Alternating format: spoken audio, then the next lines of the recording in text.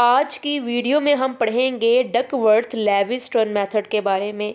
इससे अच्छी वीडियो आपको पूरे यूट्यूब पर नहीं मिलने वाली। क्रिकेट में जब भी वेदर ख़राब होता है, बारिश होने शुरू हो जाती है, तो मैच रोक दिया जाता है और फिर हमें ये समझ नहीं आती जो हमारी नेक्स्ट टीम आ रही है उसको कितने ओवर्स खिलाने हैं और सेकंड टीम का टारगेट क्या होगा। ये तमाम बातें हमें बताता है डकवर्थ लेवी-स्टोन मेथड। हम इसके ज़रिए जान पाते हैं कि हमारी टीम में से तो जो टीमें हैं उनमें से कौन जीतेगा, टारगेट स्कोर क्या होगा। ये सारी बातें हम सीखेंगे आज डकवर्थ लेवी-स्टोन मेथड के ज़रिए। समझ आ गई आपको यहाँ तक कि क्रिकेट में ये कहाँ इस्तेमाल होता है डकवर्थ लेवी-स्टोन मेथड। अब मैं आपको बात बताऊं कि मैक्सिमम स्कोर की एक टर्म होती है क्रिकेट के अंदर। कोई भी टीम जब मैक्सिमम स्कोर करना चाहती है तो उसके पास सिर्फ दो रिसोर्सेज होते हैं जिनके ज़रिए वो मैक्सिमम स्कोर कर सकती है। एक होती हैं विकेट्स उसकी और दूसरी होती हैं उसके ओवर्स। इन दो की मदद से ही कोई टीम मैक्सिमम स्कोर कर सकती है। अब डकवर्थ लेवी-स्टोन मेथड इन दो रिसोर्सेज के ऊपर बात करेगा पूरे के पूरे इस मेथड के अंदर। हम एग्जाम्पल भी लेंगे, मैचेस की एग्जाम्पल लेंगे। अभी पहला स्टेप ये है कि आप ये समझें कि ये दो चीज़ समझ ली आपने। अब हम नेक्स्ट बढ़ते हैं। चलें अब हम मज़ीद मैं आपको बताती हूँ। सबसे पहला स्टेप आपने क्या याद रखना है कि डकवर्थ लेविस मेथड क्या है, ये पहला स्टेप है।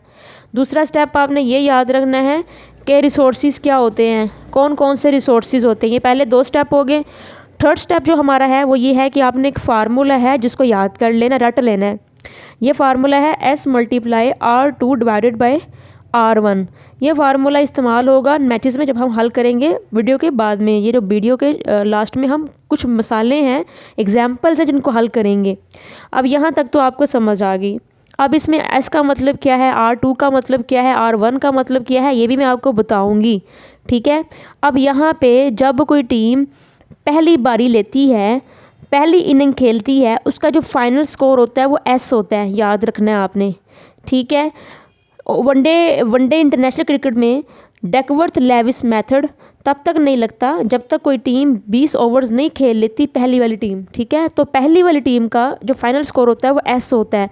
फाइनल स्कोर क्या होता है पहली वाली टीम का, वो S होता है। ठीक है। किस टीम का? पहली, जो उसने पहले बैटिंग की है उस टीम का जो फाइनल स्कोर होता है वो S कहलाता है।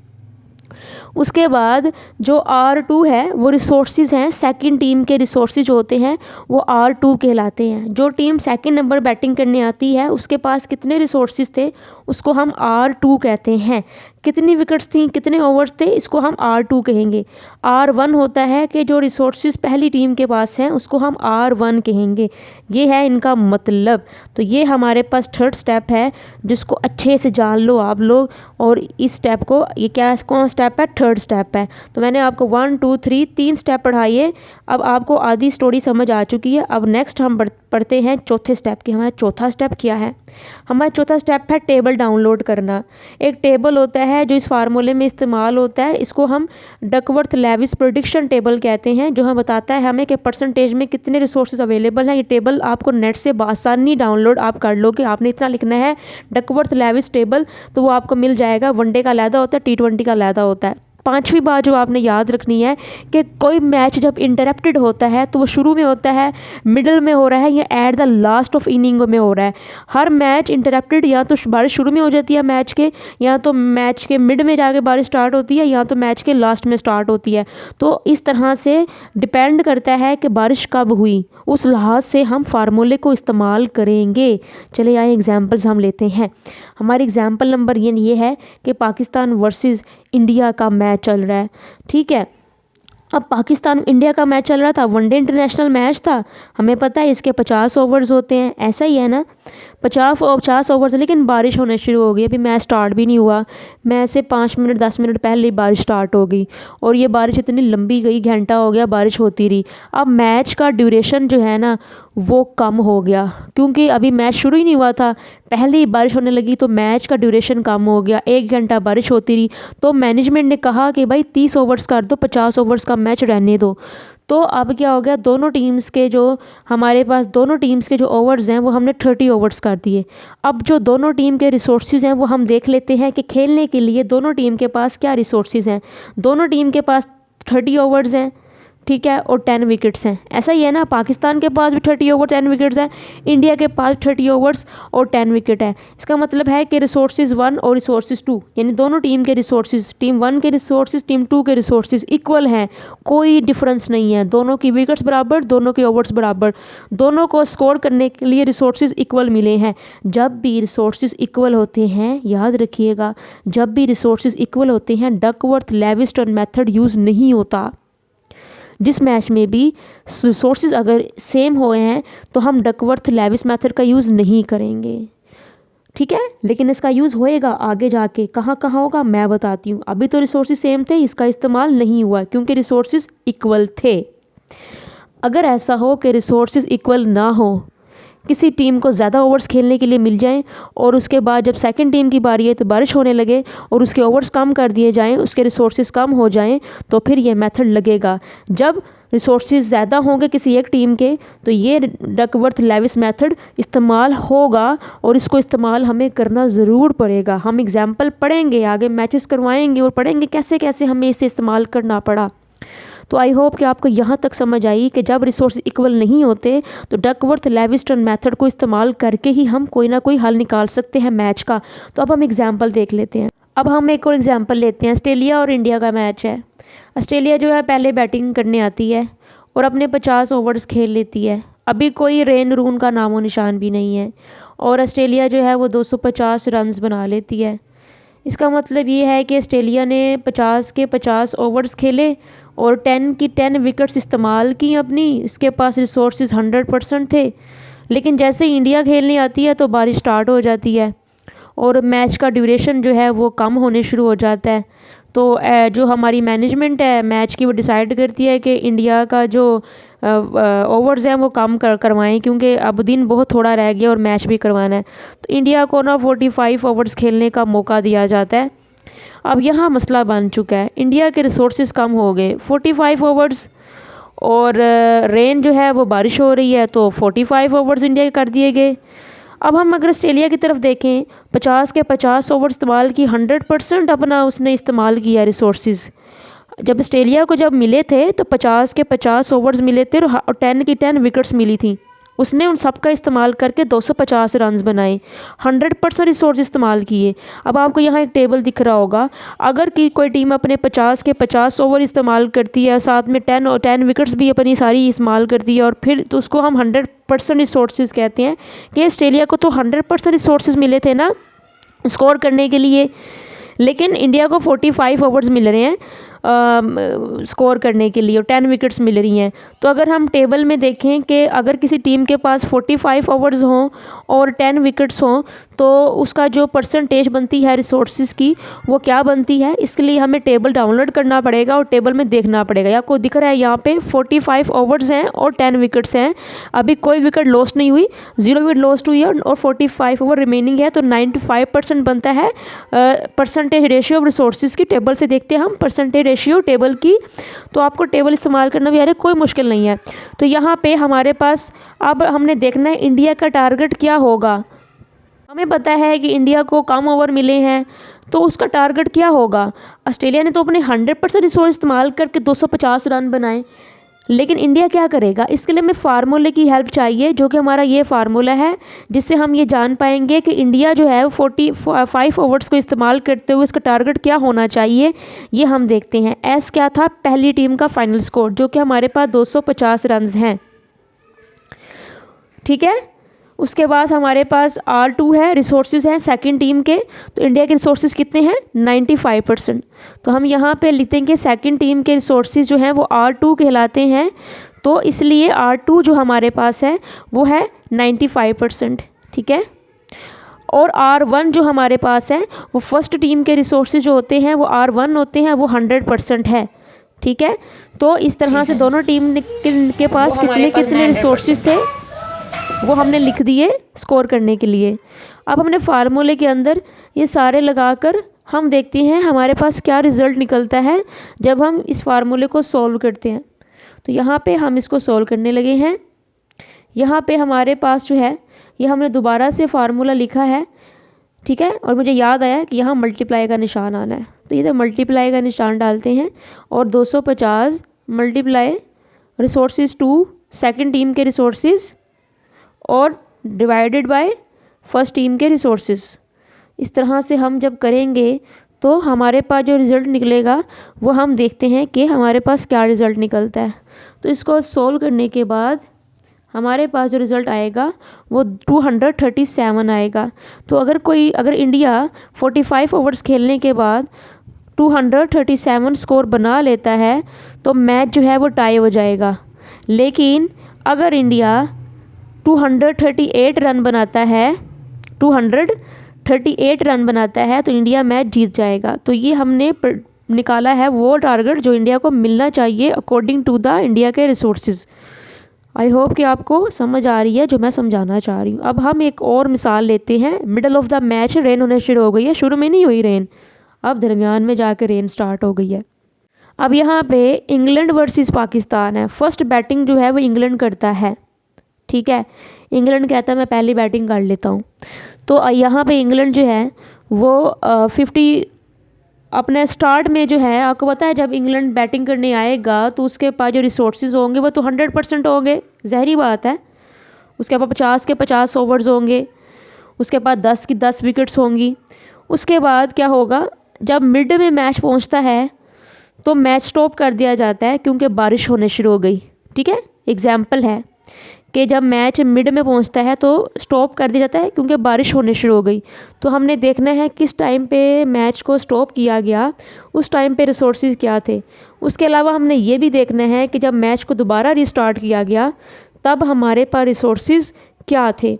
ये एक डिफरेंट तरह की सूरत हाल है जो अक्सर मैचेस में हो जाती है कि मैच को रोका जाता है फिर दोबारा से रिस्टार्ट करवाया जाता है। ऐसे मैच में हम टारगेट कैसे जानेंगे, अब हम ये बात करने लगे हैं। अब स्टार्ट ऑफ द इनिंग में हम जानते हैं इंग्लैंड के पास 100% रिसोर्सेज थे क्योंकि 50 के 50 ओवर्स उसके पास थे और 10 विकेट्स उसके पास थी स्टार्ट ऑफ द इनिंग में। तो 100% रिसोर्सेज उसके पास थे जबकि मैच स्टार्ट हुआ है, ऐसा ही था ना, इसलिए हम यहाँ पे लिख देंगे 100% रिसोर्सेज। लेकिन जब इंग्लैंड खेलता गया और मिड में आके पता लगा कि बारिश होने शुरू हो गई है तो इंग्लैंड के पास कितने ओवर्स बच गए वो हम देखते हैं। फॉर एग्ज़ाम्पल जब मैच को रोका गया 20 ओवर्स जो हैं वो अभी पड़े हुए थे और 8 विकेट्स जो थी वो अभी पड़ी हुई थी जब मैच रोका गया। जो अवेलेबल रिसोर्सेज थे अभी हम उनकी बात करें, रिमेनिंग जो रिसोर्सेज हैं उनकी बात करें, जो इस्तेमाल कर लिए उनकी बात नहीं कर रहे, जो पड़े हुए हैं अभी उनकी बात कर रहे हैं। यानी उसने 30 ओवर खेल चुका है इंग्लैंड और 2 आउट हो चुके हैं इंग्लैंड के। तो अगर हम देखें तो जो बच चुका है वो 20 ओवर और 8 विकेट थी जब मैच रोका गया। जब मैच दोबारा रिस्टार्ट करवाया गया तो टाइम काफ़ी ज़ाया हो चुका था, तो मैनेजमेंट ने फैसला किया कि 2 ओवर और कम कर दिए जाएं, तो 18 ओवर्स जो हैं वो कर दिए जाएं। तो इसीलिए 18 ओवर्स जो हैं वो कर दिए गए मैच को दोबारा जब स्टार्ट किया गया। इस तरह कंडीशन मैचेस में होती है, इसलिए मैंने ये मिसाल ली है। तो जब मैच को दोबारा रिस्टार्ट करवाया गया तो 18 ओवर्स कर दिए गए, 2 ओवर्स और कम कर दिए गए। विकेट्स तो सेम रहेंगी, विकेट्स तो 8 ही रहेंगी, ठीक है। अब विकेट्स जो हैं वो 8 ही हैं। तो इस तरह से हमारे पास दोबारा से मैच रिस्टार्ट करवाया गया, 2 ओवर्स और कम कर दिए गए। तो अब जब दोबारा से मैच रिस्टार्ट हुआ तो हमारे पास जो रिमेनिंग रिसोर्सेज थे वो 18 ओवर्स थे और 8 विकेट्स थी। ऐसा ही है, ये हमारे रिमेनिंग रिसोर्सेज हैं, जो ये दोनों हमारे रिमेनिंग रिसोर्सेज हैं। आपने ये बात याद रखनी है, जो हमने यूज़ नहीं किए ये दोनों वो रिसोर्सेज हैं, ठीक है। अब हम क्या करेंगे, अब हम एक फार्मूले जो है उसको आपने देखना है।